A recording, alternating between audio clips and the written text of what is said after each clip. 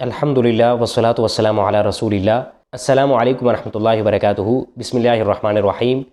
سامعین مرد و خواتین، یقیناً آپ خیر و عافیت سے ہوں گے۔ اللہ تبارک و تعالی ہم سب کو دنیا اور آخرت کی کامیابیاں عطا فرمائیں۔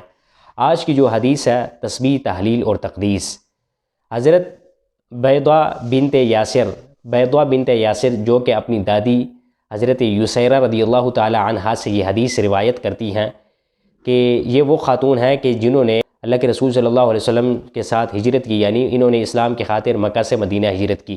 انہوں نے حدیث روایت کی اللہ کے رسول صلی اللہ علیہ وسلم سے کہ نبی اکرم صلی اللہ علیہ وسلم نے ہمیں فرمایا کہ علیکن بالتسبیح والتحلیل والتقدیس، اے خواتین تسبیح، تحلیل اور تقدیس کیا کرو اور انہیں انگلیوں کے ساتھ گنا کرو، اس لیے کہ روز قیامت انگلیوں سے سوال ہوگا اور انہیں بولنے کو کہا جائے گا، تو کبھی ذکر سے غافل نہیں ہونا، اس لیے کہ کہیں تمہیں رحمت سے محروم نہ کر دیے جائے۔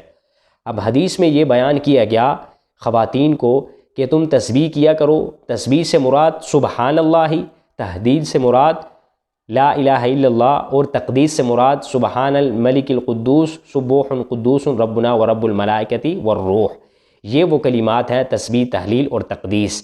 اب حدیث میں انگلیوں کی بات ہوئی کہ اللہ کے رسول صلی اللہ علیہ وسلم نے انگلیوں کا کیوں فرمایا، اور دوسرا یہ فرمایا کہ انگلیاں جو ہے وہ ان کو بولنے کو کہا جائے گا۔ بروز قیامت انسان کے ہر اعضاء کو اللہ قوت دے گا، بولنے کی وہ طاقت دے گا، تو ہر اعضاء گواہی دے گا۔ اگر انسان نے اعضاء کے ساتھ ہاتھ، پاؤں، انگلی، کان، آنکھوں کے ساتھ گناہ کیا ہوگا تو وہ گناہ کی گواہی دیں گے، اور اگر نیکی کی ہوگی تو وہ نیکی کی گواہی دیں گے۔ تو اس لیے اللہ کے رسول صلی اللہ علیہ وسلم نے فرمایا کہ تم انہیں انگلیوں کے ساتھ گنا کرو۔ ویسے تو کھجور کی ہڈیوں کے ساتھ، دانوں کے ساتھ، یا تسبیح عام جو ہے وہ مسلمان جس کے ساتھ ذکر کرتے ہیں ان سے بھی کر سکتے ہیں، لیکن حدیث میں انگلیوں کا ذکر ہوا تو انگلیوں سے افضل ہے تسبیح اور تحلیل تقدیس کرنا۔